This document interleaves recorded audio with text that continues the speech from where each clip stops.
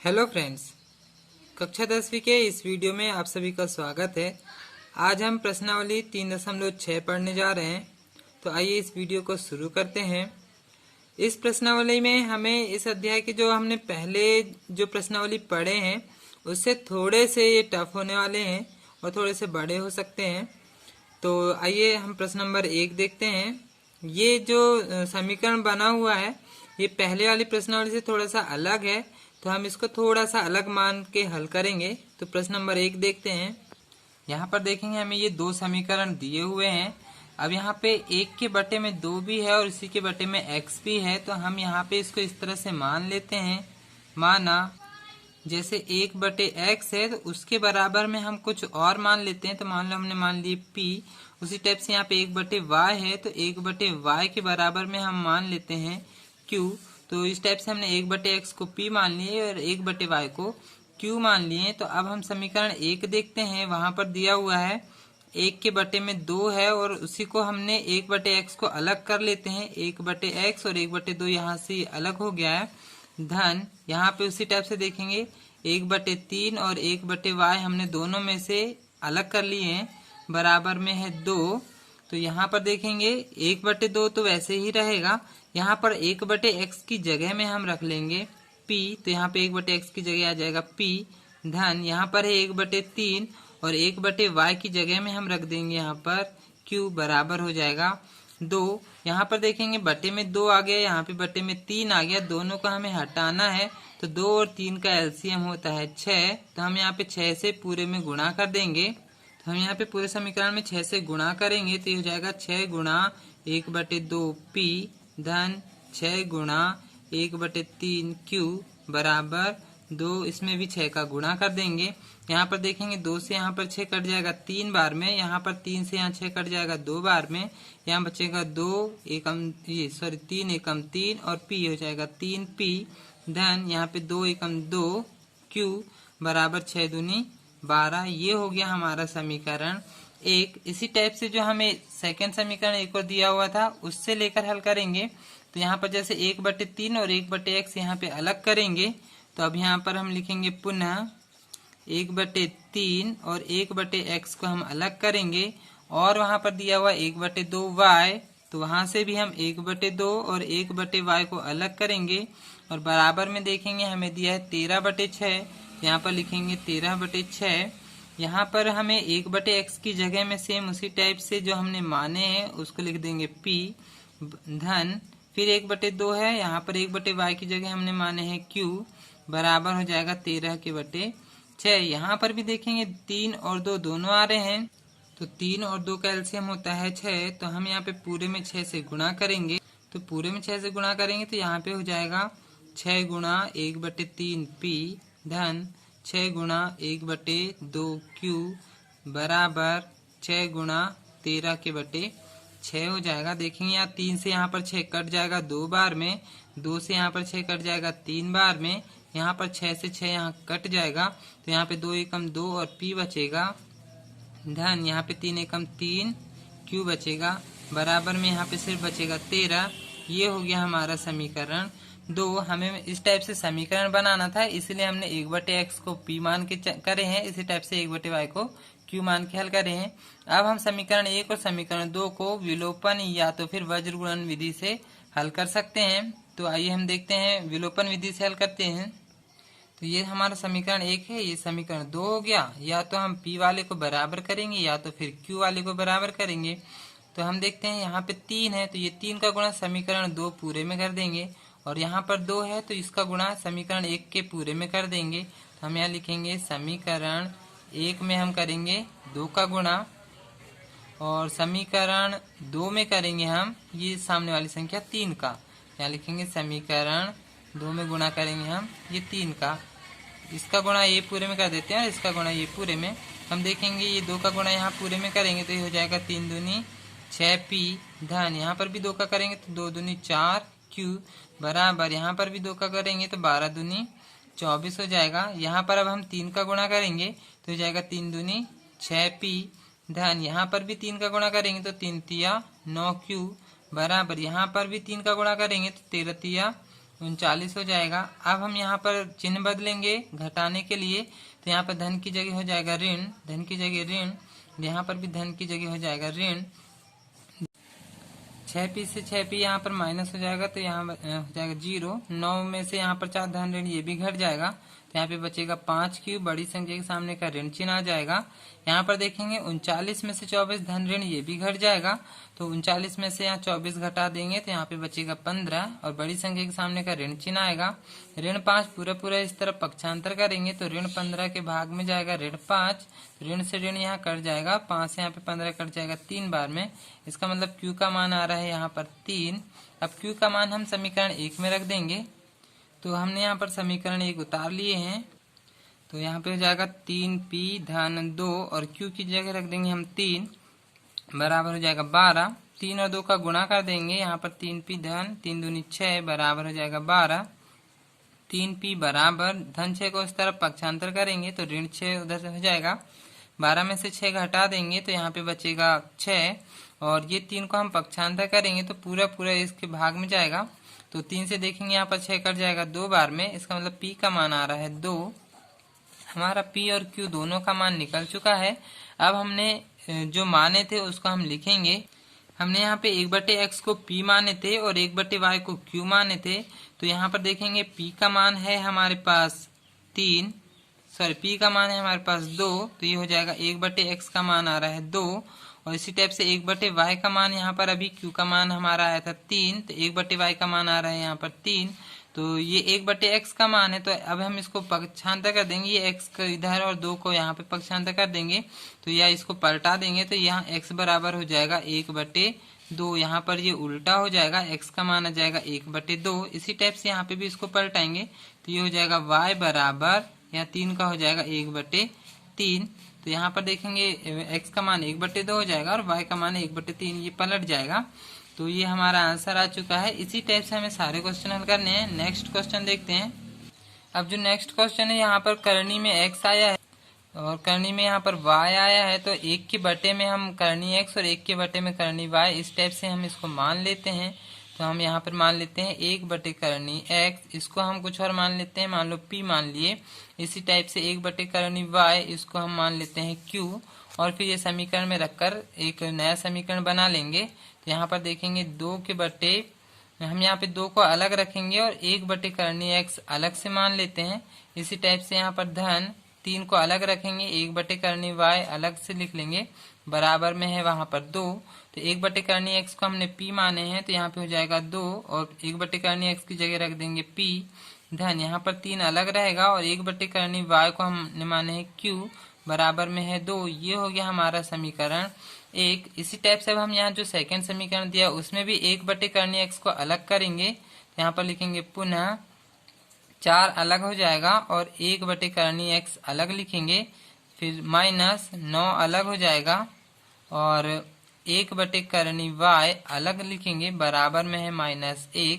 तो अब हम यहाँ पे 1 बटे करनी x की जगह में रखेंगे p, तो ये हो जाएगा 4p ऋण 9 तो वैसे ही रहेगा और 1 बटे करनी y की जगह रखेंगे q, तो ये हो जाएगा 9q, बराबर में है ऋण 1। ये हो गया हमारा समीकरण 2। अब हम समीकरण 1 और समीकरण 2 को विलोपन विधि से हल कर लेंगे। तो हमने यहाँ पे फिर से समीकरण 1 और समीकरण 2 उतार लिए, एक के नीचे एक। यहाँ पर देखेंगे p के सामने या तो इन दोनों को बराबर करेंगे या तो फिर q के सामने की ये दोनों अंक बराबर करेंगे। देखेंगे यहाँ पे माइनस पहले से लगा हुआ है तो ये दोनों घट जाएंगे, तो यहाँ पे हम q वालों को बराबर कर लेते हैं। तो देखेंगे यहाँ पे 9 है, तो यदि हम यहाँ पे 3 का गुणा कर दें तो यहाँ हो जाएगा 3 3 9, तो फिर 9 में यहाँ गुणा नहीं करना पड़ेगा, तो हम समीकरण 1 में कर लेते हैं। समीकरण 1 में हम 3 का गुणा कर रहे हैं और इसी टाइप से समीकरण 2 में यदि हम 1 का गुणा करेंगे तो 9 1 9 ही रहेगा और यहाँ पे 3 का करेंगे तो 3 3 9 हो जाएगा, तो दोनों बराबर हो जाएंगे। तो हम यहाँ पे समीकरण 2 में हम करेंगे गुणा 1 का, तो ताकि ये दोनों बराबर हो जाएं। तो यहाँ पर देखेंगे हम यहाँ पे समीकरण 1 में 3 का कर रहे हैं, तो यहाँ पे 3 का करेंगे तो जाएगा 3 दूनी 6p धन, यहाँ पर 3 का करेंगे तो 3 3 9q, बराबर यहाँ पर 3 का करेंगे तो 3 दूनी 6 हो जाएगा। इसी टाइप से अब यहाँ पे हमें 1 का गुणा करना है, तो ये हो जाएगा 4 एकम 4p ऋण यहाँ पर 9Q वैसे ही रहेगा बराबर ऋण 1 वैसे ही रहेगा। अब यहाँ पे देखेंगे धन ऋण ये तो पहले से ही घट रहा है तो चिन्ह नहीं बदलेंगे, वैसे ही घट जाएगा।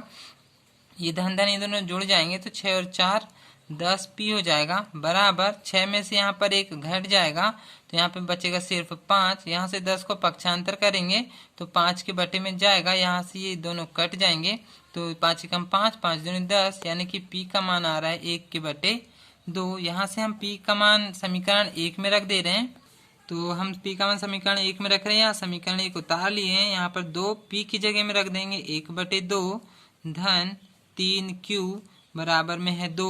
देखेंगे यहाँ ये 2 से ये 2 कट जाएगा, सिर्फ यहाँ बचेगा 1 धन 3Q बराबर 2।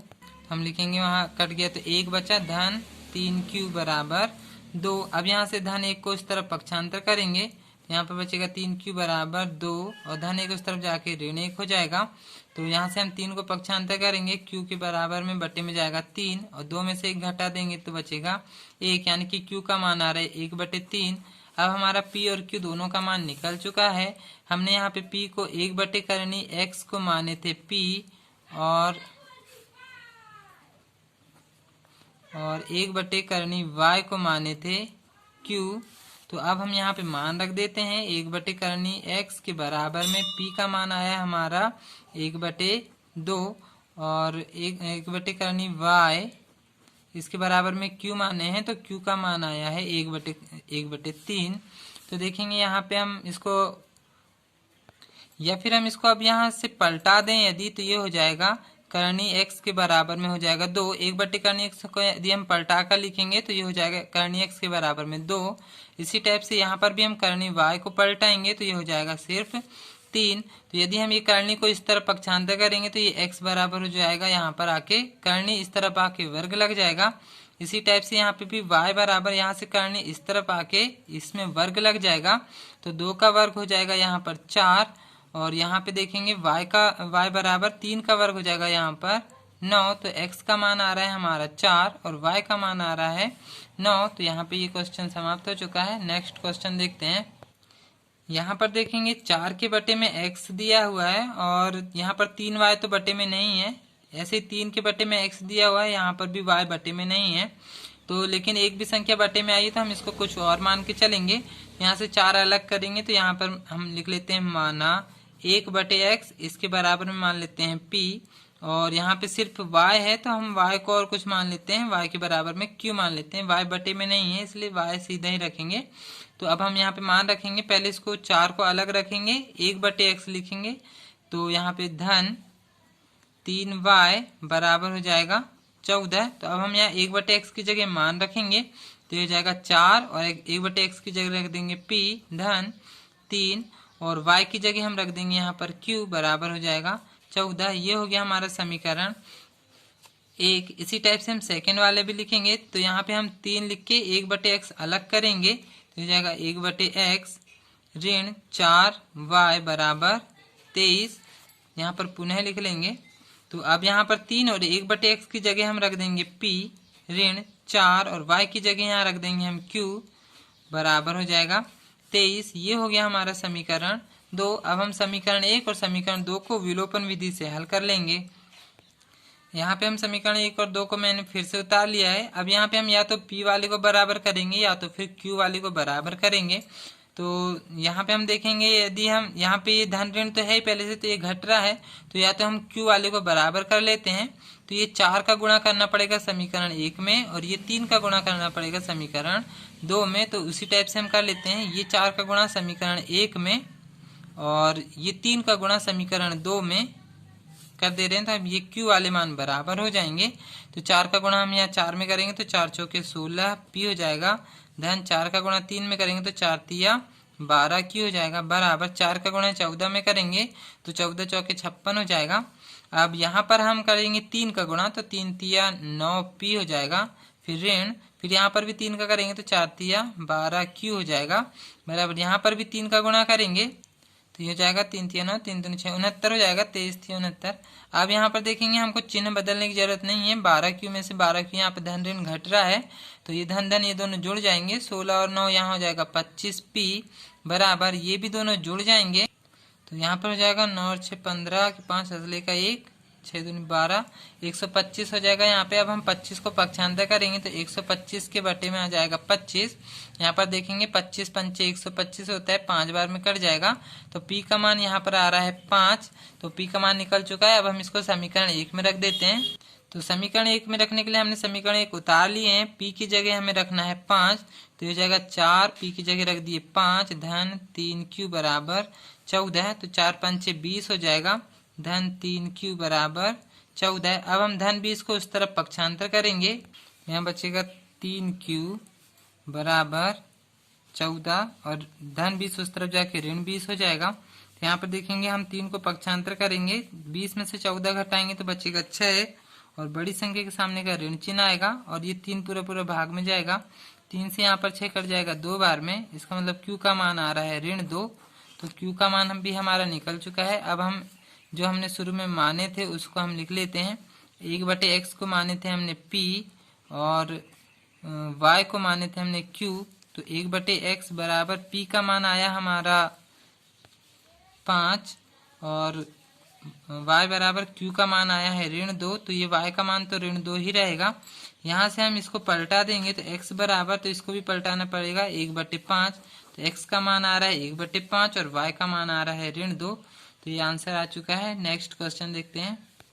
अब जो नेक्स्ट क्वेश्चन है ये तो थोड़ा सा और बढ़ा जाएगा। तो इसमें देखेंगे 5 के बटे में x ऋण 1 और 1 के बटे में है y ऋण 2। तो 5 को अलग करके हम यहाँ पर मान लेते हैं, माना 1/x ऋण 1, इसके बराबर में मान लेते हैं q और 1 के बटे यहाँ पर दिया हुआ है y ऋण 2, तो ये पूरे को मान लेते हैं q। अब यहाँ पर मान रखेंगे तो पहले वाले समीकरण में देखेंगे 5 अलग करेंगे तो ये हो जाएगा 1/x ऋण 1 धन 1 के बटे y ऋण 2 बराबर में है 2। तो यहाँ पे 1/x की जगह में रख देंगे हम p, तो ये हो जाएगा 5p धन 1/y ऋण 2 की जगह में रख देंगे q बराबर हो जाएगा 2। ये हो गया हमारा समीकरण 1। इसी टाइप से अब हम सेकेंड वाले समीकरण में भी लिखेंगे। तो यहाँ से हम 6 को अलग करेंगे तो यहाँ पर पुनः 6 और 1/x ऋण 1 अलग हो जाएगा ऋण, यहाँ पर 3 को अलग करेंगे, ये हो जाएगा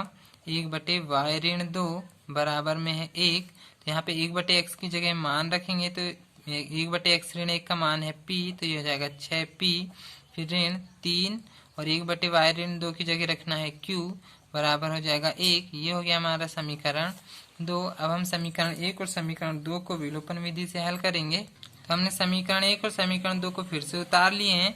या तो हम p वाले को बराबर करेंगे या तो फिर q वाले को बराबर करेंगे। देखेंगे यहाँ पे धन ऋण तो है ही पहले से, तो ये तो घट जाएगा, तो बस हम इन्हीं को बराबर कर लेते हैं। यहाँ पर देखेंगे इसके सामने 1 है, यहाँ पर 3 है, तो ये 3 का गुणा यहाँ कर देते हैं और 1 का गुणा यहाँ कर देते हैं। इसका मतलब समीकरण 1 में हमको करना है 3 का गुणा, तो समीकरण 1 में गुणा 3 कर देते हैं और समीकरण 2 में हमको करना है 1 का गुणा, तो यहाँ पर कर देंगे 1 का गुणा ताकि ये q वाले दोनों बराबर हो जाएं। तो चलिए हम गुणा करते हैं, यहाँ पर 3 का गुणा कर देंगे, 5 तिया 15p हो जाएगा। फिर धन यहाँ पर भी 3 का गुणा करेंगे तो 3 एकम 3q हो जाएगा, बराबर में यहाँ पर 3 का गुणा कर देंगे, 3 दूनी 6। इसी टाइप से यहाँ पे तो हमें 1 का गुणा करना है तो 6 एकम 6p ऋण, यहाँ पर भी 1 का गुणा करेंगे तो 3 एकम 3q बराबर, यहाँ पे भी 1 का गुणा करेंगे तो 1 एकम 1। यहाँ पे हमें चिन्ह बदलने की जरूरत नहीं है, ये धन ऋण वैसे ही घट रहा है, तो ये दोनों यहाँ पर जुड़ जाएंगे। 15 और 6 यहाँ पर हो जाएगा 21p बराबर 6 और 1 यहाँ पर हो जाएगा 7। तो यहाँ से हम 21 को पक्षांतर करेंगे तो 7 के बटे में जाएगा। तो यहाँ देखेंगे 7 से 21 यहाँ कट जाएगा, 7 एकम 7 7 तिया 21। तो यहाँ पर p का मान आ रहा है हमारे पास 1/3। तो अब हम p के मान को समीकरण 1 में रख देते हैं। तो यहाँ पर समीकरण 1 में रख रहे हैं हम, p का मान 1/3 हम यहाँ रख दे रहे हैं, तो ये हो जाएगा 5 1/3 धन q बराबर हो जाएगा 2। तो यहाँ से हम 5 और 1/3 का गुणा कर देंगे तो ये हो जाएगा 5 एकम 5/3 धन q बराबर हो जाएगा 2। 5/3 को इस तरफ पक्षांतर करेंगे तो उस तरफ ऋण में जाएगा। अब यहाँ पर देखेंगे इनका एलसीएम लेंगे तो 2 के नीचे कुछ नहीं, तो हम 1 मान के हल करेंगे तो नीचे नीचे का गुणा करेंगे, 3 एकम 3। अब क्रॉस गुणा करेंगे तो 3 दूनी 6 ऋण 5 एकम 5। तो यहाँ पर देखेंगे 6 में से यहाँ पे 5 घटा देंगे तो 1/3 आ रहा है। तो Q का मान भी हमारे पास 1/3 आ रहा है। अब हमने जो माने थे अब हम उसको लिखेंगे। तो हमने 1/(x-1) इसको माने थे P और 1/(x-2) इसको माने थे हमने Q। तो अब हम इस P की जगह मान रख देते हैं। तो 1/(x-1) इसका मान आया हमारे पास 1/3 और 1/(x-2) इसका भी मान आया यहाँ पर, Q का भी मान आया यहाँ पर 1/3। अब हम यहाँ पे क्रॉस गुणा करके समीकरण बना लेंगे। सर यहाँ पे y है, y-2, यहाँ पर भी y-2 है। तो अब हम यहाँ पे क्रॉस गुणा कर लेते हैं। 3 का गुणा यहाँ करेंगे तो ये हो जाएगा 3 एकम 3 और x-1 का गुणा यहाँ पर करेंगे तो x-1 ही होगा। ऋण 1 को हम इस तरफ ले आएंगे तो 3 धन 1 हो जाएगा, बराबर में बचेगा x।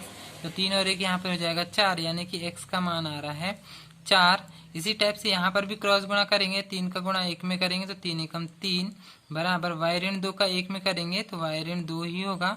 ऋण 2 को इस तरफ ले आएंगे तो 3 और ऋण 2 इधर आके धन 2 हो जाएगा, बराबर में हो जाएगा 5, सॉरी y। तो 3 और 2 को जोड़ देंगे तो ये जाएगा 5 बराबर में y। इसका मतलब y का मान आ रहा है 5 और x का मान आ गया 4। तो यहाँ पे ये क्वेश्चन समाप्त हो चुका है। नेक्स्ट क्वेश्चन देखते हैं। अब इस समीकरण को हल करने के लिए यहाँ पर भी हम इसी टाइप से मान लेंगे। माना 1/(x) इसके बराबर में मान लेते हैं P और 1/y इसके बराबर में मान लेंगे Q और इससे हल करेंगे। लेकिन पहले यहाँ पर देखेंगे पूरे के बटे में xy है। तो जब हम पहला वाला समीकरण लेकर हल करेंगे तो वहाँ पर है 7x ऋण 2y पूरे के बटे xy है, बराबर में है 5। तो यहाँ से देखेंगे हम xy को हम अलग अलग बटे में तोड़ेंगे, यानी कि 7x के बटे में भी xy लिखेंगे और ऋण 2y के बटे में भी xy लिखेंगे, बराबर में हो जाएगा 5। तो देखेंगे यहाँ पे x से यहाँ पर x कट जाएगा, यहाँ पे y से यहाँ पर y कट जाएगा। तो यहाँ पे बचेगा 7 के बटे y ऋण 2 के बटे x बराबर में हो जाएगा 5। ये हो जाएगा हमारा। अभी यहाँ पे हम पहले मान रख लेते हैं। तो ये हो जाएगा 7 के यहाँ पे 1/y को अलग कर लेंगे तो ये हो जाएगा 7 1/y ऋण 2 1/x बराबर हो जाएगा 5। अब 1/y को अभी हमने माने हैं Q, तो ये हो जाएगा 7Q ऋण 2 और 1/x को अभी माने हैं हमने P, तो ये हो जाएगा 2P बराबर हो जाएगा 5। ये हो गया हमारा समीकरण 1। इसी टाइप से अब हम सेकेंड वाले स्टेप यहाँ पर इस तरफ कर लेते हैं। तो सेकेंड वाला समीकरण दिया हुआ है 8x धन 7y पूरे के बटे xy बराबर दिया हुआ है 15। तो यहाँ पर भी हम xy को अलग अलग करेंगे तो ये हो जाएगा 8x के बटे में xy धन 7y के बटे में xy बराबर 15। तो यहाँ से देखेंगे x से यहाँ पर x कट जाएगा, y से यहाँ पर y कट जाएगा। तो यहाँ बचेगा 8 के बटे y धन 7 के बटे x बराबर 15। यहाँ से भी हम 8 को अलग करेंगे तो ये हो जाएगा 1/y धन 7 1/x बराबर 15।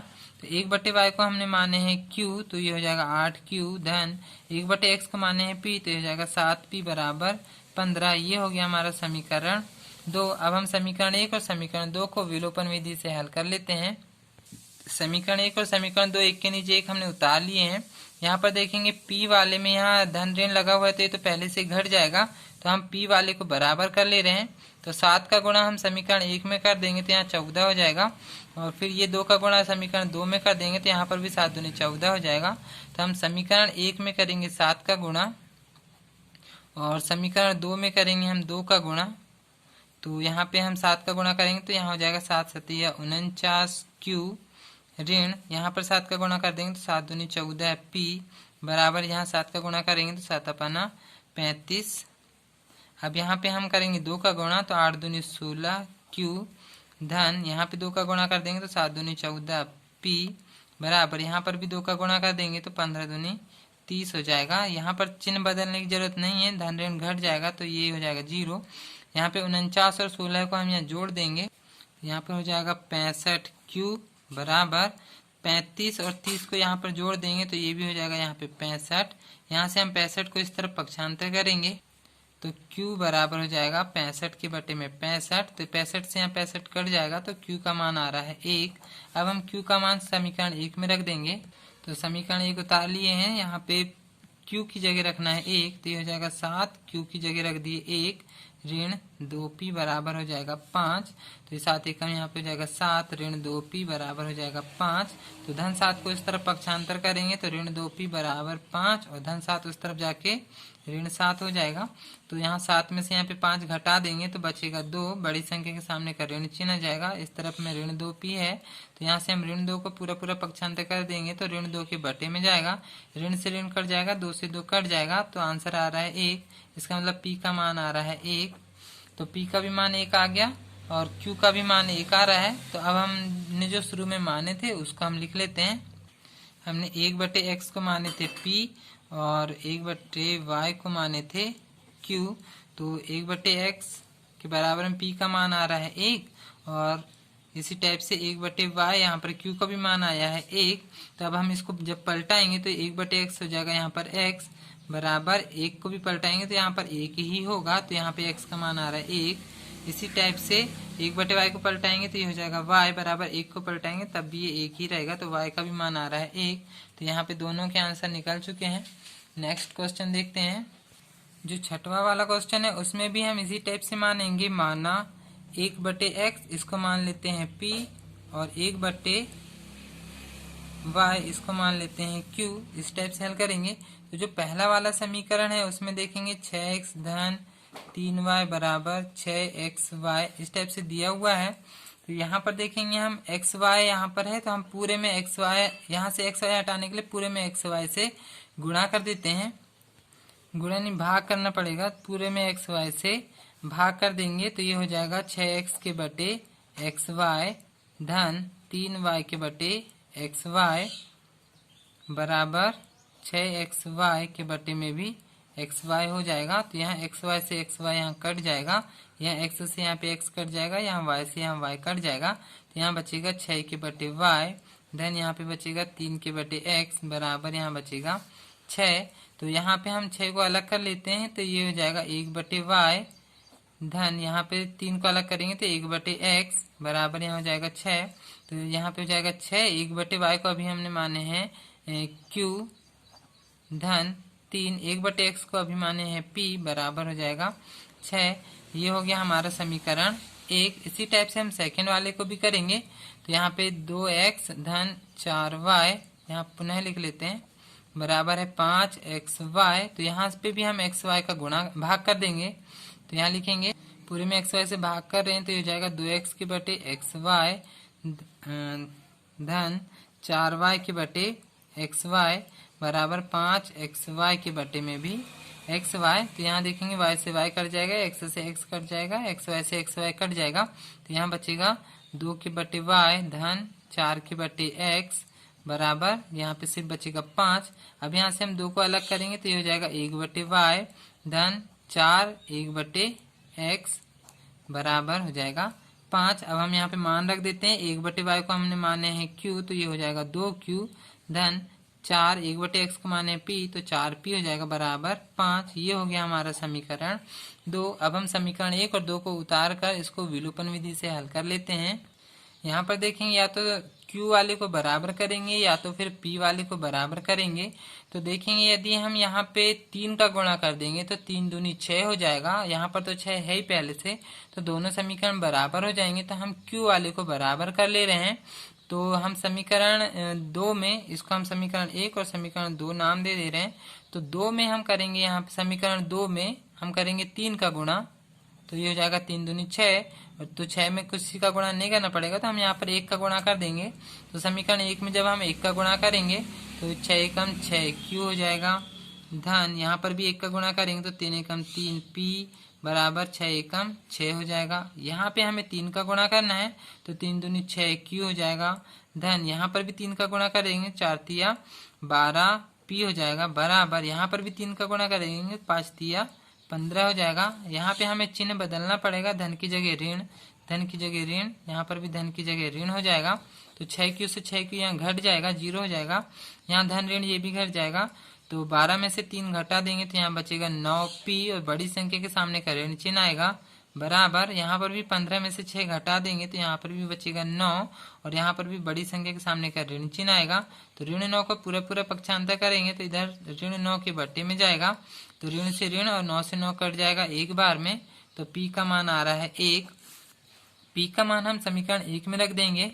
तो हमने समीकरण 1 उतार लिए हैं, ये हो जाएगा 6Q धन 3 और P की जगह रख देंगे 1 बराबर 6। तो 6Q धन 3 और 1 का गुणा करेंगे तो 3 एकम 3 बराबर हो जाएगा 6। धन 3 को इस तरफ पक्षांतर कर देंगे तो 6Q बराबर 6 और धन 3 इस तरफ जाके ऋण 3 हो जाएगा। तो 6Q बराबर 6 में से 3 घटा देंगे तो यहाँ पे बचेगा 3। 6 का पक्षांतर कर देंगे तो 3 के बटे में जाएगा, तो 3 से 6 यहाँ पर देखेंगे कट जाएगा, 3 एकम 3 3 दूनी 6। इसका मतलब Q का मान आ रहा है 1/2। Q का मान हमारा है 1/2। तो अब हमने जो शुरू में माने थे उसको हम लिख लेते हैं। यहाँ पर देखेंगे 1/x को हमने माने थे P और P का मान आया है हमारे पास 1, तो ये हो जाएगा 1/x बराबर 1। तो या फिर इसको पलटाएंगे यदि हम तो x बराबर हो जाएगा 1/1 का मतलब 1 ही होगा, तो x का मान आ जाएगा 1। इसी टाइप से हमने 1/y बराबर q माने हैं और q का मान आया हमारे पास 1/2। तो जब इसको हम पलटाएंगे तो ये हो जाएगा y बराबर 2 को पलटाएंगे तो ये हो जाएगा 2। 1/2 पलट के सिर्फ 2 होगा, तो y का मान आएगा 2 और x का मान आ गया 1। तो यहाँ पर ये क्वेश्चन हो चुका है। नेक्स्ट क्वेश्चन देखते हैं। अब जो नेक्स्ट क्वेश्चन है यहाँ पर देखेंगे x धन y आया है बटे में और यहाँ पर x ऋण y आया है, तो दोनों का हम अलग से मान लेते हैं। तो यहाँ पर लिखेंगे माना 1/x धन y, इसको मान लेते हैं p और ऋण वाले को मान लेते हैं 1/x ऋण y, इसको मान लेते हैं q और फिर इससे हल करेंगे।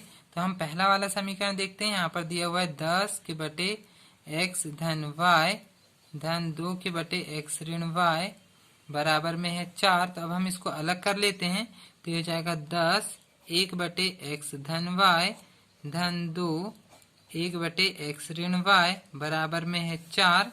तो 1/x को हम लिख लेंगे p, तो ये जाएगा 10p धन 2 और 1/x ऋण y को लिख लेंगे q बराबर हो जाएगा 4। ये हो गया हमारा समीकरण 1। इसी टाइप से हम दूसरा वाला समीकरण भी देखते हैं। यहाँ पर दिया हुआ है 15x धन y ऋण 5x ऋण y बराबर में है ऋण 2। तो यहाँ पर भी देखेंगे 15 को हम अलग करेंगे तो ये जाएगा 1/x धन y ऋण 5 और 1/x ऋण y बराबर हो जाएगा ऋण 2। तो 1/x धन y को हमने p माने हैं तो ये जाएगा 15p ऋण यहाँ पे हो जाएगा 5 और 1/x ऋण y को हमने माने q बराबर में हो जाएगा ऋण 2। ये हो गया हमारा समीकरण 2। अब हम समीकरण 1 और समीकरण 2 को विलोपन विधि से हल कर लेते हैं। तो समीकरण 1 और 2 को फिर से उतार लिए हैं। यहाँ पर देखेंगे ये धन ऋण वाला आ गया q में, तो हम इन्हीं दोनों को बराबर कर लेते हैं। तो यहाँ देखेंगे हम 5 का गुणा इसमें कर देंगे तो 5 दूनी 10 हो जाएगा और ये 2 का गुणा इसमें कर देंगे तो 5 दूनी 10 हो जाएगा। तो ये 5 का गुणा हम समीकरण 1 में करेंगे और ये 2 का गुणा हम समीकरण 2 में करेंगे। तो 5 का गुणा यहाँ करेंगे तो 5 धम 50 p हो जाएगा धन यहाँ पे भी 5 का करेंगे तो 5 दूनी 10 q बराबर यहाँ पे भी 5 का करेंगे तो 5 चौके 20। अब यहाँ पे हम करेंगे 2 का, ये इसका तो 15 दूनी 30 p धन यहाँ पर भी 2 का करेंगे तो 5 दूनी 10 q, यहाँ पे ऋण है यहाँ पे ऋण लगाना पड़ेगा और बराबर ऋण और यहाँ पर भी 2 का करेंगे तो 2 दूनी 4 हो जाएगा। अब यहाँ पे देखेंगे चिन्ह तो बदलना नहीं है, धन ऋण यहाँ पे घट जाएगा तो ये 0 हो जाएगा और धन धन यहाँ जुड़ जाएंगे 50 और 30 यहाँ हो जाएगा 80p बराबर यहाँ पे 20 में से यहाँ 4 घटा देंगे तो यहाँ हो जाएगा 16। अब यहाँ से हम 80 को पक्षांतर कर देंगे तो यहाँ हो जाएगा 16/80। देखेंगे यहाँ 16 से 80 यहाँ कट जाएगा, 16 कम 16 16 पंचे 80। तो p बराबर हो जाएगा 1/5। p का मान आ रहा है 1/5। p का मान हम समीकरण 1 में रख देंगे। तो p का मान समीकरण 1 में रख रहे हैं तो समीकरण 1 उतार लिए हैं। यहाँ हो जाएगा 10 p की जगह 1/5 धन 2q बराबर हो जाएगा 4। देखेंगे यहाँ 5 से यहाँ 10 2 बार में कट जाएगा, यहाँ 2 और 1 का गुणा हो जाएगा, 2 एकम 2 धन 2q बराबर हो जाएगा 4। धन 2 को हम उस तरफ पक्षांतर करेंगे, ये हो जाएगा 2q बराबर 4 और धन 2 इस तरफ आके ऋण 2 हो जाएगा। तो 2q बराबर 4 में से 2 घटा देंगे तो बचेगा 2। अब हम यहाँ से 2 का पक्षांतर करेंगे तो 2 के भाग में जाएगा, तो 2 से 2 कट जाएगा। q बराबर आ रहा है यहाँ पर 1, तो q का मान आ गया 1 और p का मान 1/5 आया है। तो अब हमने जो शुरू में माने थे उसको हम लिख लेते हैं। अतः 1/x धन y इसको माने थे हमने p और 1/x ऋण y इसको माने थे हमने q। तो 1/x धन y इसका मान आया है 1/5 और 1/x ऋण y इसमें q का मान आया है 1। तो अब हम इसको यहाँ से पलटा देते हैं तो x धन y ऊपर चल जाएगा, x धन y वैसे यहाँ पे 5 ऊपर चले जाएगा। तो ये हमारा एक दूसरा समीकरण आ गया। और यहाँ से देखेंगे x ऋण y ये ऊपर चल जाएगा, तो x ऋण y बराबर 1 को भी पलटाएंगे तो 1 ही आएगा। इसको अब हम 1 के नीचे 1 लिख लेते हैं। x धन y बराबर 5 और x ऋण y बराबर 1 हो जाएगा। इसको हम दे देते हैं समीकरण 3 और इसको समीकरण 4। इनको भी हमें विलोपन विधि से ही हल करना पड़ेगा। देखेंगे y से y यहाँ पे कट जाएगा, तो ये x और x मिलके हो जाएगा 2x बराबर 5 और 1 यहाँ पे हो जाएगा 6। तो यहाँ से 2 को पक्षांतर करेंगे तो 6 के बटे में जाएगा, तो और ये कट जाएगा तो 2 तिया 6 हो जाएगा। x का मान आ रहा है यहाँ पर 3। अब x का मान समीकरण 3 या 4 किसी में भी रख देते हैं। तो हम मान लो समीकरण 3 में रख रहे हैं, तो यहाँ लिखेंगे हम समीकरण 3 में रख दे रहे हैं x का मान, तो ये हो जाएगा 3 धन y बराबर 5। तो यहाँ से धन 3 को पक्षांतर करेंगे तो इस तरफ आके ऋण 3 हो जाएगा और तो घटा देंगे तो यहाँ पे बचेगा सिर्फ 2। तो y का मान आ रहा है 2 और x का मान आ गया हमारा 3। तो ये क्वेश्चन थोड़ा सा बड़ा हो चुका है। अब हम नेक्स्ट क्वेश्चन देखते हैं। नेक्स्ट क्वेश्चन में देखेंगे यहाँ पर 1 के बटे में 3x धन y है और 1 के बटे में 3x ऋण y है। तो इसको हम मान लेते हैं p और इसको मान लेते हैं q। तो हम यहाँ लिखेंगे माना 1/3x धन y इसको मान लेते हैं p और 1/3x ऋण y इसको मान लेते हैं q। अब हम फर्स्ट वाला देखते हैं। यहाँ पर दिया हुआ है 1/3x धन y धन 1/3x ऋण y इसके बराबर में है 3/4। तो 1/3x धन y इसको हमने माने हैं p धन इसको ये पूरे को माने हैं q बराबर 3/4। तो यहाँ पर देखेंगे 4 हटाना है हमको, तो पूरे में हम 4 से गुणा कर सकते हैं। यहाँ लिख देते हैं 4 से गुणा करने पर 4 से गुणा करेंगे तो यहाँ 4 से गुणा करेंगे 4 गुणा p धन यहाँ पे भी 4 से गुणा करेंगे 4 गुणा q बराबर यहाँ पर भी 4 से गुणा करेंगे तो 4 गुणा 3/4 हो जाएगा। यहाँ 4 से यहाँ 4 कट जाएगा तो ये हो जाएगा 4p धन 4q बराबर हो जाएगा 3। ये हो गया हमारा समीकरण 1। इसी टाइप से अब हम सेकेंड वाला भी देखेंगे। तो यहाँ पर सेकेंड वाला दिया है, देखेंगे 1/2 3x धन y ऋण 1/2 3x ऋण y बराबर ऋण 1/8 है। तो यहाँ से हम 1/2 को अलग करेंगे और 1/3x धन y इसको अलग करेंगे, ऋण 1/2 को अलग करेंगे और 1/3x ऋण y इसको अलग करेंगे बराबर में ऋण 1/8 रहेगा। तो यहाँ पर देखेंगे 1/2 और इसको हमने पूरे को माने हैं p ऋण 1/2 और ये पूरे को माने हैं q बराबर ऋण 1/8 हो जाएगा। यहाँ से हमें 8 हटाना है, 2 2 और यहाँ पर 8 आया है, इनको सबको हटाना है। तो पूरे में हम 8 से गुणा कर देंगे। तो यहाँ लिखेंगे हम 8 से गुणा करने पर जब हम इसमें 8 से गुणा करेंगे तो ये हो जाएगा 8 गुणा 1/2 p ऋण 8 गुणा 1/2 q बराबर 8 गुणा ऋण 1/8। देखेंगे 8 से 8 यहाँ कट जाएगा, यहाँ 2 से 8 4 बार में कट जाएगा, यहाँ पर भी 2 से 8 यहाँ पर भी 4 बार में कट जाएगा। तो यहाँ 4 और 1 का गुणा करेंगे 4p ऋण 4 और 1 का गुणा करेंगे 4q बराबर यहाँ पर सिर्फ बच रहा है ऋण 1। ये हो गया हमारा समीकरण 2। अब हम समीकरण 1 और समीकरण 2 को 1 के नीचे एक उतार लेते हैं। यहाँ पर ये q है, ये हो जाएगा 4q है। तो देखेंगे हमने समीकरण 1 और 2 को 1 के नीचे एक उतार लिए हैं। यहाँ पर देखेंगे q वाले तो दोनों बराबर हैं, यहाँ पर p वाले भी बराबर हैं। तो ये प्लस माइनस तो ये घट रहा है तो चिन्ह बदलने की जरूरत नहीं है, ये दोनों को हम काट देंगे। 4p और 4p यहाँ पर हो जाएगा 8p बराबर 3 में से यहाँ पे धन ऋण ये घट जाएगा, 3 में से 1 घटा देंगे तो बचेगा 2। यहाँ से हम 8 को पक्षांतर करेंगे तो 2 के बटे में जाएगा, तो 2 एकम 2 और 2 चौके 8 हो जाएगा, यानी कि पी का मान आ रहा है 1/4। पी का मान 1/4 आ गया है। अब हम इसको समीकरण 1 में रख देते हैं। तो हमने समीकरण 1 उतार लिए हैं, पी की जगह हमें रखना है 1/4, तो यहाँ हो जाएगा 4, पी की जगह 1/4 धन 4q बराबर हो जाएगा 3। यहाँ देखेंगे ये 4 से 4 कट जाएगा, सिर्फ बचेगा 1 धन 4q बराबर हो जाएगा 3। यहाँ पे 4q बराबर 3 और धन 1 का इस तरफ पक्षांतर करेंगे तो ऋण 1 हो जाएगा, तो 4q बराबर 3 में से 1 घटा देंगे तो बचेगा 2। 4 का हम पक्षांतर करेंगे तो q बराबर 2 के बटे में हो जाएगा 4। यहाँ 2 से 4 कट जाएगा, 2 एकम 2, 2 दूनी 4, यानी कि q का मान आ रहा है 1/2। q और p दोनों के मान निकल चुके हैं, तो अब हमने जो शुरू में माने थे उसको हम लिख लेते हैं। अतः 1/3x धन y इसके बराबर में हमने माने थे p, और 1/3x ऋण y इसके बराबर में माने थे q, तो 1/3x धन y p का मान आया हमारा 1/4। इसी टाइप से 1/3x ऋण y, यहाँ पर q का मान आया है 1/2। अब हम यहाँ पे इसको पलटा देंगे तो ये हो जाएगा 3x धन y बराबर, ये 4 को भी पलटाएंगे तो बराबर 4 हो जाएगा। ये हो गया हमारा समीकरण 3। इस टाइप से यहाँ पर भी पलटाएंगे तो ये जाएगा 3x ऋण y बराबर, ये 2 को पलटाएंगे तो इधर 2 हो जाएगा। ये हो गया हमारा समीकरण 4। समीकरण 3 और 4 को भी हम एक के नीचे एक लिख लेते हैं, तो 3x धन y बराबर 4 और 3x ऋण y बराबर 2।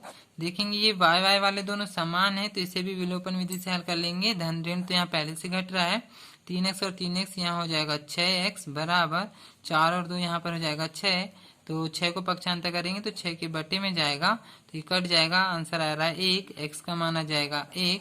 x का मान हम समीकरण 3 या 4 किसी में भी रख देते हैं, तो x का मान हम समीकरण 3 में रख दे रहे हैं। ये हमने समीकरण 3 उतार लिए हैं, तो 3x की जगह रखना है 1 धन y बराबर 4, तो ये जाएगा 3 एकम 3 धन y बराबर 4। तो यहाँ से हम धन 3 को पक्षांतर कर देंगे तो उस तरफ जाके ऋण 3 हो जाएगा, तो y बराबर 4 में से 3 घटा देंगे तो बचेगा 1, यानी कि y का भी मान आ रहा है 1 और x का भी मान आ गया 1। तो ये क्वेश्चन भी समाप्त हो चुका है।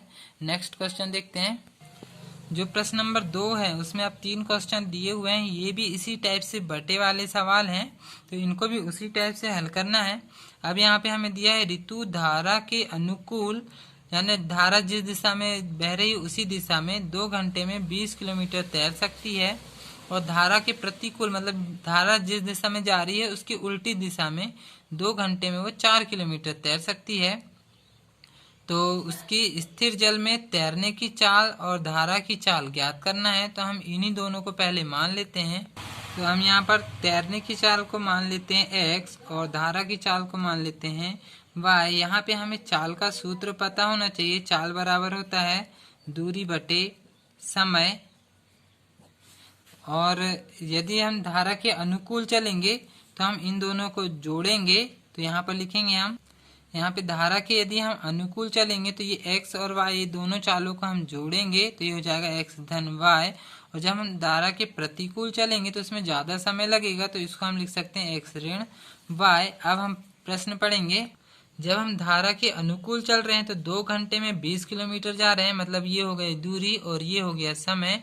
तो चाल का फॉर्मूला हमने लिखे हुए हैं। चाल का सूत्र है दूरी बटे समय, तो यहाँ पे हो जाएगा दूरी हमको लग रही है 20 किलोमीटर और समय लग रहा है 2 घंटे। इसी टाइप से आगे हम पढ़ेंगे। तो आगे दिया हुआ है धारा के जब हम प्रतिकूल चल रहे हैं यानी कि घटाएंगे तब 2 घंटे में 4 किलोमीटर तैर रहे हैं, तो यानी कि इसमें समय लग रहा है 2 और दूरी है 4, तो चाल बराबर हो जाएगा दूरी बटे समय यानी 4/2। तो प्रतिकूल में यहाँ हो जाएगा 4 के बटे 2। अब हम इसको फिर से जमाएंगे। देखेंगे यहाँ पे 2 एकम 2 और 2 धाम 20, ये कट जाएगा। यहाँ पर भी 2 एकम 2, 2 दूनी 4 हो जाएगा। तो ये हो जाएगा x धन y बराबर, यहाँ पे बचा है 10। ये हो गया हमारा समीकरण 1। इसी टाइप से यहाँ पे x ऋण y बराबर, यहाँ बचा है 2। ये हो गया हमारा समीकरण 2। अब हम यहाँ पे इसको विलोपन विधि से हल कर लेंगे। यहाँ y से यहाँ y घट जाएगा, x और x यहाँ जुड़ जाएगा, 2x हो जाएगा बराबर 10 और 2 यहाँ पर हो जाएगा 12। तो x बराबर 12, ये 2 हो जाएगा भाग में, 2 से यहाँ पर 12 कट जाएगा 6 बार में, तो x बराबर हो जाएगा 6। तो x का मान आ रहा है 6। अब हम x के मान को समीकरण 1 में रख देते हैं। तो x का मान हम समीकरण 1 में रख रहे हैं। यहाँ पर x की जगह रख देंगे 6 धन y बराबर 10। तो y बराबर 10 और धन 6 इस तरफ जाके ऋण 6 हो जाएगा। तो y बराबर 10 में से 6 घटा देंगे तो ये हो जाएगा 4। तो y का मान आ चुका है और x का भी मान आ गया है। अब हमने जो शुरू में माने थे उसको हम लिख लेते हैं। तो हमने ऋतु की स्थिर जल में तैरने की चाल को x माने थे और धारा की चाल को y माने थे। तो x का मान आया है 6, तो तैरने की चाल हो जाएगी 6 किलोमीटर प्रति घंटा। इसी टाइप से धारा की चाल y माने हैं तो y आया है 4 किलोमीटर प्रति घंटा। तो ये दोनों के आंसर आ चुके हैं। अब हम नेक्स्ट क्वेश्चन देखते हैं। नेक्स्ट क्वेश्चन यहाँ पे 2 महिलाएं और 5 पुरुष किसी काम को एक साथ करते हैं 4 दिन में। इसी टाइप से 3 महिलाएं और 6 पुरुष किसी काम को 3 दिन में पूरा करते हैं। तो हमें ज्ञात करना है कि इसी कार्य को एक अकेली महिला कितना समय लेगी और इसी कार्य को एक पुरुष कितना समय लेगा। तो अब हम इसको देखते हैं। यहाँ पे 2 लोग आए हैं, महिला और पुरुष। तो ये किसी कार्य को कर रहे हैं तो कितना दिन लगाएंगे या कितना समय लगाएंगे। तो हम महिला द्वारा समय को मान लेते हैं x और पुरुष द्वारा समय को मान लेते हैं y। अब हम यहाँ पर देखेंगे ये किसी कार्य को कर रहे हैं तो इनका एक दिन का कार्य कितना हो जाएगा ये मान लेते हैं हम पहले। तो यहाँ पे जो महिला द्वारा किया गया कार्य, महिला ने x समय ले रही है तो उसका कार्य हो जाएगा 1/x। इस टाइप से पुरुष जो है y समय ले रहा है तो पुरुष का कार्य हो जाएगा 1/y। अब हम इसी से समीकरण बनाएंगे। तो यहाँ पर लिखेंगे प्रश्नानुसार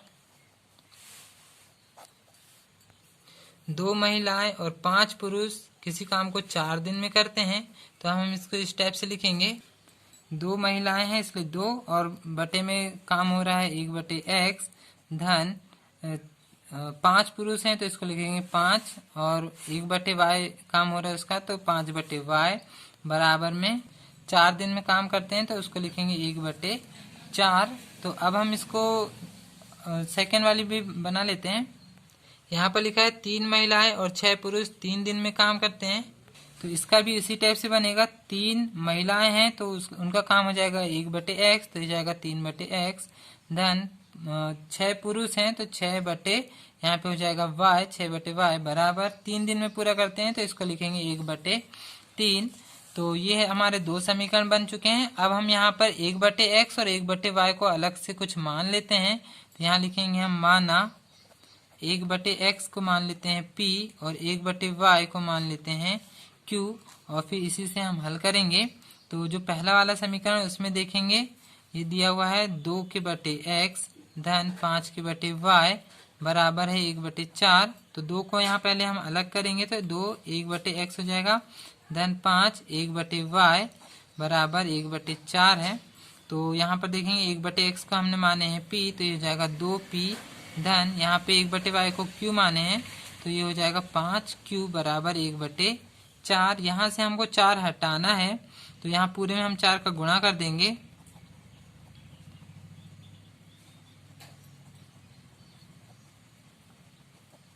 पूरे में हम 4 का गुणा कर रहे हैं तो यहाँ पे 4 का गुणा करेंगे। 4 गुणा 2p धन 4 गुणा 5q बराबर 4 गुणा 1/4। यहाँ 4 से यहाँ 4 कट जाएगा, ये हो जाएगा 4 दूनी 8p धन 4 पंचे 20q बराबर यहाँ पर बचेगा सिर्फ 1। ये हो गया हमारा समीकरण 1।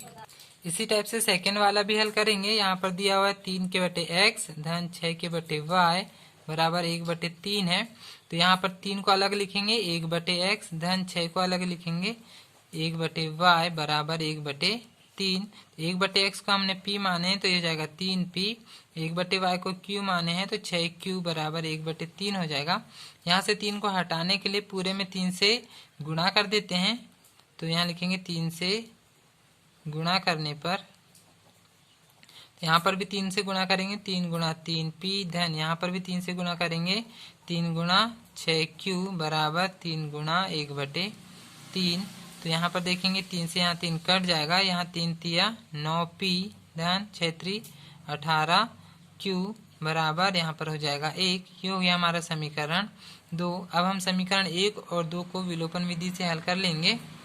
समीकरण 1 और 2 को एक के नीचे एक उतारे हैं। यहाँ पे या तो p वाले को बराबर करेंगे या तो फिर q वाले को बराबर करेंगे। तो देखते हैं, ये समीकरण 1 में 9 से गुणा कर देते हैं और समीकरण 2 में 8 से गुणा कर देते हैं। समीकरण 1 में 9 से गुणा करेंगे और समीकरण 2 में 8 से गुणा करेंगे। तो यहाँ पे 9 से गुणा करेंगे तो 9 8 72p धन, यहाँ पे 9 से गुणा करेंगे तो 9 दूनी 18 यानी कि 180q बराबर, फिर 1 में गुणा करेंगे तो 9 एकम 9 हो जाएगा। इसी टाइप से जो सेकंड वाला समीकरण है उसमें 8 से करेंगे। तो यहाँ पे 8 से करेंगे तो 9 8 72p हो जाएगा। इसमें 8 से करेंगे तो 18 8 144q हो जाएगा, फिर 8 एकम 8 हो जाएगा। तो यहाँ पे आ जाएगा 72p धन 144q बराबर 8 एकम 8। अब हम यहाँ पे घटाएंगे तो यहाँ धन की जगह हो जाएगा ऋण, धन की जगह ऋण, धन की जगह ऋण हो जाएगा। तो देखेंगे 72p से 72p यहाँ घट जाएगा और यहाँ पर देखेंगे 180 में से 144 को घटा देंगे तो यहाँ बचेगा 36q बराबर 9 में से 8 घटाएंगे तो बचेगा 1। तो यहाँ पर q बराबर हो जाएगा 1/36 भाग में चले जाएगा। तो यहाँ पर q का मान आ रहा है 1/36। अब हम q का मान कोई भी एक समीकरण में रख देते हैं। q का मान हम समीकरण 1 में रख रहे हैं, हमने समीकरण 1 उतार लिए हैं। ये हो जाएगा 8p धन 20, q की जगह रख देंगे 1/36 बराबर 1 हो जाएगा। देखेंगे ये 4 से दोनों कट जाएंगे, 4 पंचे 20, 4 नामा 36 यानी कि 8p बराबर 8p धन यहाँ पे 5/9 बराबर हो जाएगा 1। 5/9 को हम इस तरफ पक्षांतर करेंगे, यहाँ हमने 4 से काटे हैं तो अब 5/9 को इस तरफ पक्षांतर करेंगे तो हो जाएगा 8p बराबर 1 ऋण 5/9 हो जाएगा। यहाँ से हम देखेंगे 1 के नीचे कुछ नहीं तो हम 1 मान लेंगे, नीचे नीचे का गुणा करेंगे 9 एकम 9, फिर क्रॉस गुणा करेंगे 9 एकम 9 ऋण 5 एकम 5, इस तरफ में बचेगा 8p। तो यहाँ हो जाएगा 8p बराबर 9 में से 5 घटा देंगे तो यहाँ बचेगा 4 और पूरे के बटे में हो जाएगा 9। अब यहाँ से हम 8 का पक्षांतर करेंगे तो ये हो जाएगा p बराबर 4/9 गुणा 8 हो जाएगा। यहाँ देखेंगे 4 एकम 4, 4 दूनी 8, ये कट जा रहा है तो p बराबर 1 के बटे में ये 9 और ये 2 का गुणा हो जाएगा तो 9 दूनी 18 हो जाएगा, यानी कि p का मान यहाँ पर आ रहा है 18 और q का भी मान आ चुका है हमारा। अब हमने जो शुरू में माने थे उसको हम लिख लेते हैं। अतः 1/x बराबर हमने माने थे p और 1/y बराबर हमने माने थे q। तो यहाँ पर देखेंगे p का मान आया है हमारा 1/18 यानी कि 1/x बराबर 1/18 मान आया है। इसका मतलब x बराबर हो जाएगा 18। इसको हम यहाँ से पलटा देंगे तो x का मान आ रहा है 18। इसी टाइप से यहाँ पर भी रखेंगे तो 1/y बराबर q का मान आया था हमारा 1/36, तो इसको भी हम पलटा देंगे तो y बराबर हो जाएगा 36। तो ये दोनों के मान निकल चुके हैं। अब हमने जो और शुरू में माने थे उसको हम लिख लेते हैं। तो किसी कार्य को करने के लिए महिला द्वारा लिया गया समय हमारा आया है 18 दिन में आएगा और पुरुष द्वारा लिया गया समय ये आया हमारा 36, इतने दिन लगेंगे। तो ये क्वेश्चन यहाँ पे समाप्त हो चुका है। नेक्स्ट क्वेश्चन देखते हैं। जो नेक्स्ट क्वेश्चन है इसमें टोटल दूरी दिया हुआ है 300 किलोमीटर दूरी स्थित अपने घर जाने के लिए रूही कुछ दूरी रेलगाड़ी द्वारा और कुछ दूरी बस द्वारा तय करती है। तो हमें यही मानना है, रेलगाड़ी और बस की चाल हम सबसे पहले मान लेते हैं। फिर वहाँ पर देखेंगे वह 60 किलोमीटर रेलगाड़ी से चलती है। यदि वह 60 किलोमीटर रेलगाड़ी से चलेगी तो बाकी जो शेष दूरी बची इसमें से घटाकर निकाल लेंगे तो शेष दूरी वो बस से चलेगी तो उसको 4 घंटे लगते हैं। इसी टाइप से जब यदि वो 100 किलोमीटर रेलगाड़ी से चलेगी तो शेष दूरी निकालने के लिए 300 में से 100 को घटा देंगे तो शेष दूरी वो बस से चलेगी। तो उसमें 10 मिनट और अधिक लग रहे हैं, मतलब 4 घंटे में 10 मिनट और जोड़ देंगे तो फिर उससे हमें रेलगाड़ी और बस दोनों की चाल पता चल जाएगी। तो आइए हम इसको देखते हैं। यहाँ पर देखेंगे सबसे पहले हम रेलगाड़ी की चाल को मान लेते हैं x और बस की चाल को मान लेते हैं y। तो जब ये चाल है तो चाल का सूत्र होता है हमारे पास चाल बराबर दूरी बटे समय, या समय का सूत्र इसी टाइप से बन जाएगा दूरी बटे चाल। तो रेलगाड़ी की चाल है x, तो रेलगाड़ी का समय हो जाएगा दूरी बटे चाल।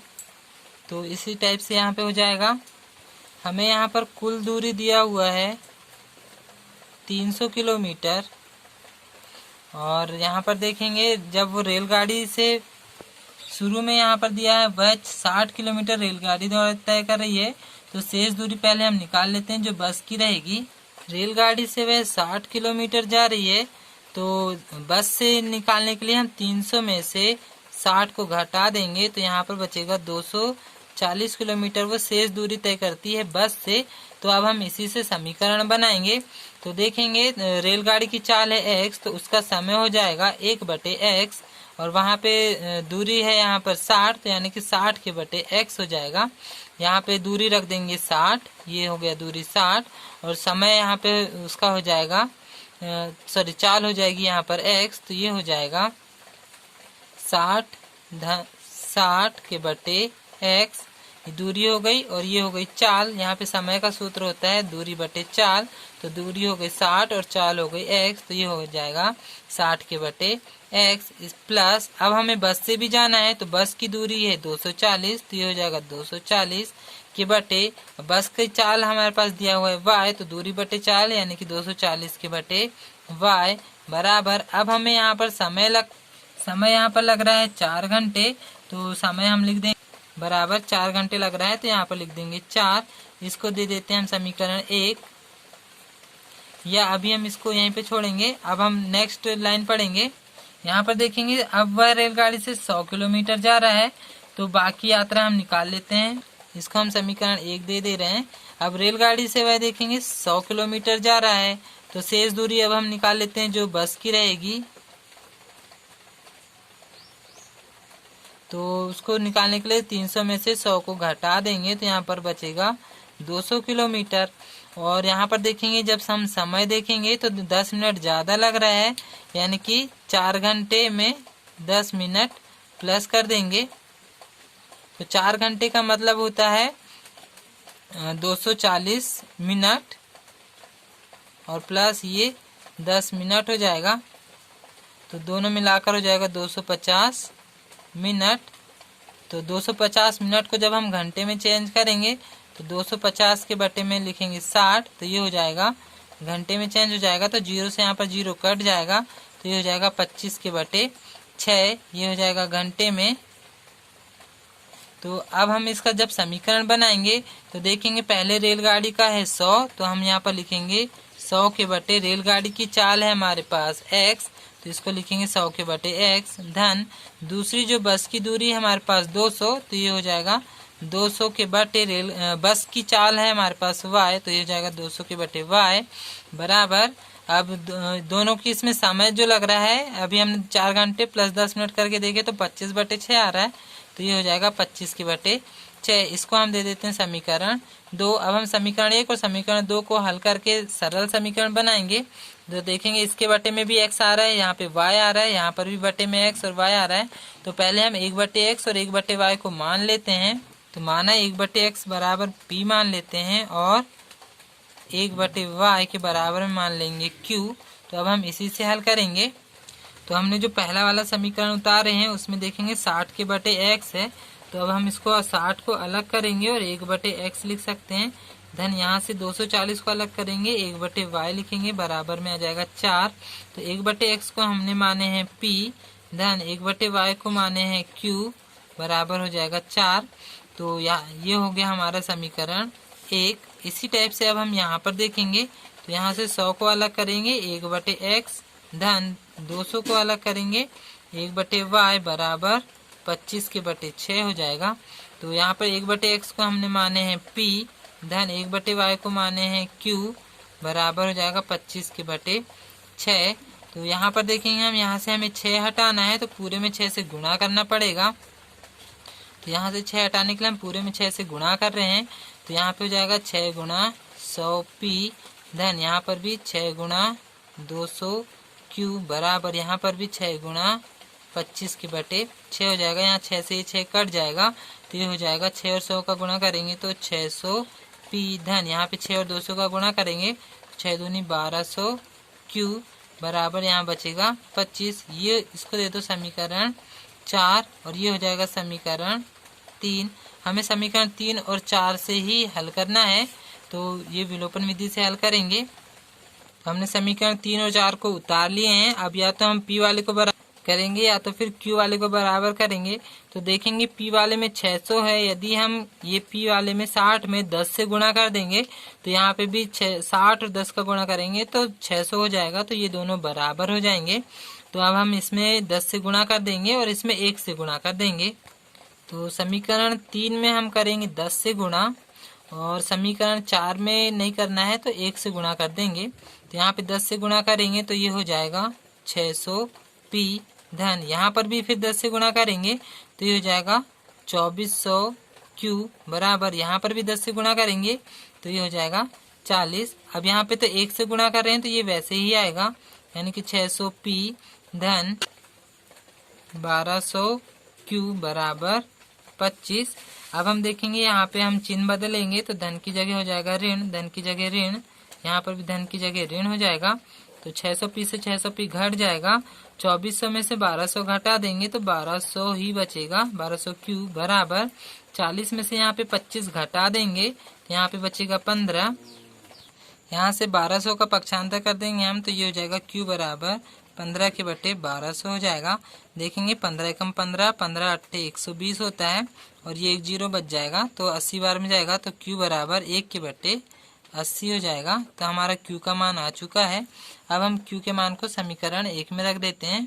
तो हमने समीकरण 1 उतार लिए हैं। यहाँ पे 60 P वैसे ही रहेगा धन 240 और Q की जगह रख देंगे 1 बटे 80 बराबर हो जाएगा 4। देखेंगे 1 जीरो से यहाँ पर 1 जीरो कट जाएगा और 8 एकम 8, 8 3 24, 3 बार में 24 कट जाएगा तो हो जाएगा 60 P धन 3 और 1 का गुणा करेंगे तो 3 एकम 3 बराबर हो जाएगा 4। तो 60 P बराबर 4 और धन 3 इस तरफ जाके ऋण 3 हो जाएगा।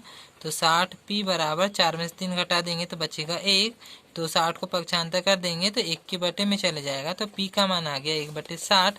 तो अब जो हमने शुरू में माने हैं उसको हम लिख लेते हैं।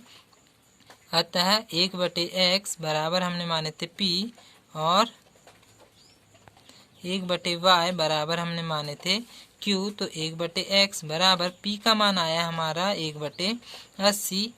तो यहाँ 1 बटे 60 आया है P का मान। तो अब हम इसको पलटाएंगे तो x ऊपर चल जाएगा, x बराबर 60 ऊपर जाएगा तो x का मान आ जाएगा 60। इसी टाइप से यहाँ पर 1 बटे y बराबर Q का मान आया है 1 बटे 80। तो 80 को ऊपर पलटा देंगे तो y ऊपर चल जाएगा, y बराबर 80 हो जाएगा। तो y का मान आ गया 80। अब हमने शुरू में माने थे रेलगाड़ी की चाल को x माने थे तो ये आ गया 80 किलोमीटर प्रति घंटा और 60 किलोमीटर प्रति घंटा x का मान आया है। और बस की चाल को हमने माने थे y तो ये आया 80 किलोमीटर प्रति घंटा। तो ये दोनों आ चुके हैं। तो यहाँ पे हमने पूरे सवाल हल कर चुके हैं।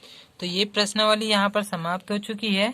और यहाँ पे 3.7 जो है प्रश्नावली है ऐच्छिक में है, ये परीक्षा की दृष्टि से नहीं है तो हमें ये प्रश्नावली नहीं हल करना है। तो यहाँ पे अध्याय 3 पूरा समाप्त हो चुका है। इसके नेक्स्ट वीडियो में मैं अध्याय 4 का बेसिक नॉलेज वाला वीडियो बनाऊंगा तो उसे आप जरूर देखें। तो इस वीडियो को पूरा देखने के लिए आप सभी का धन्यवाद।